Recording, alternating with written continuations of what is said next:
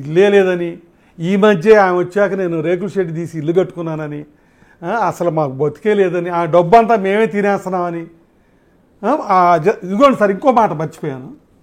జిస్మత్తులో డబ్బులు బాగా వస్తున్నాయని చెప్పారు. కానీ జిస్మత్తులో డబ్బులు బాగా అవును కదా.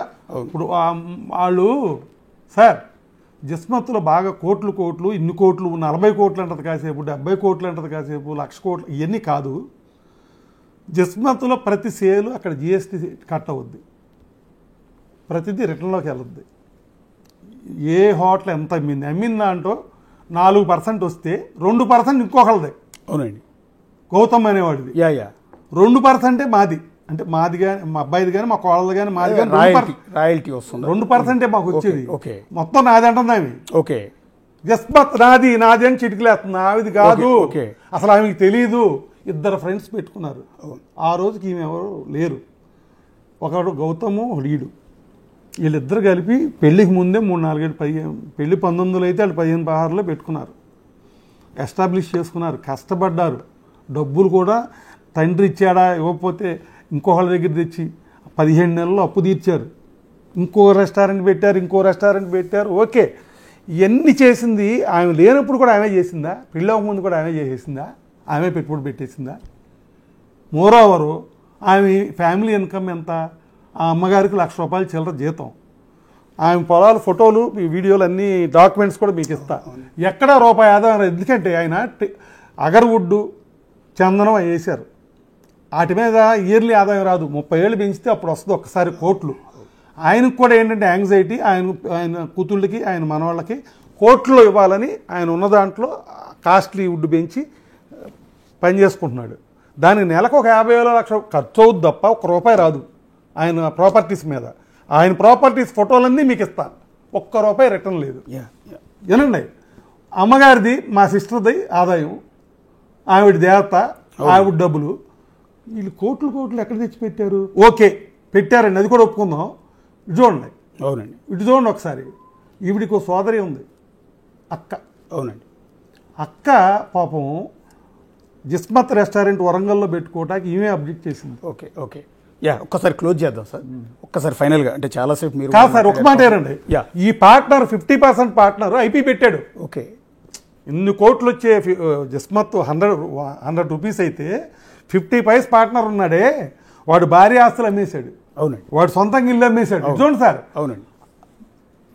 పారిపోయి మెడ్రాస్ అతను సూసైడ్ చేసుకోవటాకుంటే ఆయన బలవంతంగా పట్టుకుని తీసుకొచ్చి కూర్చోబెట్టి, నువ్వు సచ్చిమామాకు నీ అప్పులు కడదు కానీ నేనని సపోర్ట్ చేసి ఆ పిల్లాన్ని మా పిల్లడితో పాటు కూర్చోబెట్టి వాడు అప్పులకు డబ్బులు ఇచ్చి, ఇదిగో ఎంత ఉంది, నాకు 2.5 కోట్లు అప్పు ఉందన్నాడు సార్. అవునండి. అవన్నీ సెటిల్ చేశా. ఎవరికి? రెండో వాడికి. మరి సగం హక్కుదారుడు, సగం ఆదాయం అనుభవించేవాడు ఆడేమో ఐపీ ఏంటి, ఈమెమో 100 కోట్లు అంటదేంటి? Thank you sir. Kakani Babu garu, మీరు కోరుకుంటున్నట్టు న్యాయం జరగాలి. సరే, అవ్వాల్సిన డ్యామేజ్ అంతా అయింది. ప్రజలకైతే మీరు సమాధానం చెప్పుకోవాలి. ఇప్పుడు ఫ్యామిలీ ఆటో ఆల్మోస్ట్ సార్ మీరు 40 years కెరీర్ జీరో చేసింది కదా. ఇప్పుడు అంత గుడ్ విల్ ఉంది. మీరు అన్నారే మీరు చేసింది కాదు పొడిచిందని. ఇవాళ నా కోడలకి ఏదో అన్యాయం జరిగిందని నా కోడల బూతులు తిట్టి నన్ను, నా బిడ్డేమో ప్రాసిక్యూట్ లంజా అని, నా కూతురు లంజా అని.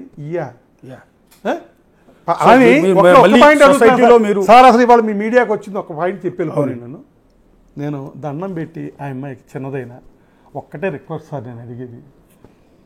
ఆమె ఆడపిల్ల, మా వల్ల అన్యాయం జరిగిందో లేకపోతే వాళ్ళిద్దరు గొడవ పడితే అన్యాయం జరిగిందో, ఆవిడికి అన్యాయం జరిగిందంటే జరిగి ఉండొచ్చు. ఎందుకంటే డిస్టర్బ్ అయ్యారంటే అన్యాయం జరిగినట్టే ఒప్పుకుంటున్నాను నేను మీడియా ముఖంగా. నా కొడుకు తప్ప ఆమె తప్ప అంటే అది మేమిద్దరం అసలు ఎవరూ లేవు. వాళ్ళ నాన్నగారు కూడా లేరు సార్ దీంట్లో. వాళ్ళు చాలా పేషెన్స్గా ఉన్నారు వీళ్ళిద్దరి విషయంలో.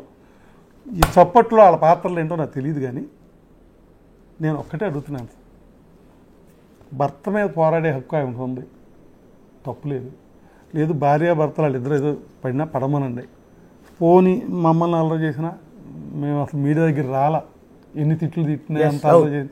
కానీ నేను ఇవాళ ఎందుకు వచ్చానంటే నా బాధ ఏంటంటే, సాటి ఆడపిల్ల ఎవరో కొన్న ఆడపిల్లని కాపురాలు జడగొట్టొద్దని నేను కోరిక సార్. తిరిగి ఉండొచ్చు, లేకపోతే ఎల్లు ఉండొచ్చు, నువ్వు కలుస్తావు చాలామందిని. దాన్ని అక్రమంగా క్రియేట్ చేయటం అంటే బోల్డ్ చేయొచ్చు. నువ్వు 2-3 రోజులు వెళ్ళిపోయి రాని రోజులు ఉన్నాయి. అయినా నిన్ను ఎప్పుడు తప్పు మాట్లాడలా. అట్లాగే ఆ అమ్మాయి 4ంటికి వచ్చిందో 3ంటికి వచ్చిందో దేనికి వచ్చిందో, తప్పే జరిగిందో రైటే జరిగిందో నాకైతే తెలియదు. కానీ నేను అనేది ఏంటంటే, ఒక ఆడపిల్ల నువ్వు పక్కన బాధపడతా, నీకు న్యాయం కోరుకుంటా, ఇంకొక ఆడపిల్ల కాపురాలు తీయొద్దు అంటున్నా నేను. ఎస్ ఎస్ ఒక బాధ్యత కలిగిన తండ్రిగా నేను నా కోసం ఆడపిల్ల తండ్రిగా ఇంకొక ఆడపిల్ల గురించి ఆలోచిస్తున్నారు. That is your greatness.